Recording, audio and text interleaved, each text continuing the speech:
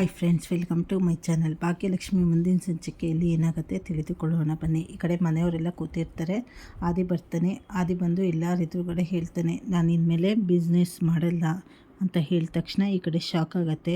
ಏನಪ್ಪ ಹೇಳ್ತಾ ಇದೆಯಾ ಅಂತ ಅವರಪ್ಪ ಕೇಳಿದಾಗ, ಹೌದಪ್ಪ ನನಗೆ ಇಷ್ಟ ಇಲ್ಲ ಬಿಸ್ನೆಸ್ಸು, ಹಾಗಾಗಿ ಇನ್ಮೇಲೆ ನಾನು ಬಿಸ್ನೆಸ್ ಮಾಡಲ್ಲ, ನಮ್ಮ ಡೇವಿಲ್ ಇದ್ದಳೆಲ್ಲ ಅವಳೇ ನೋಡ್ಕೊತಾಳೆ ಅಂದ ತಕ್ಷಣ ಈ ಕಡೆ ಕನ್ನಿಗೆ ತುಂಬ ಖುಷಿ ಆಗೋಗುತ್ತೆ.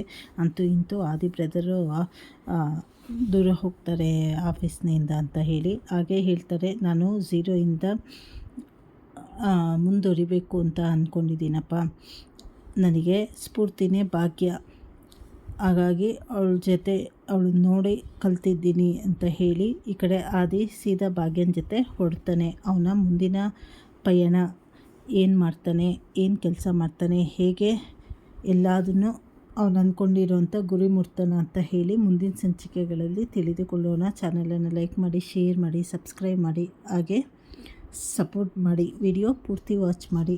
ಧನ್ಯವಾದಗಳು.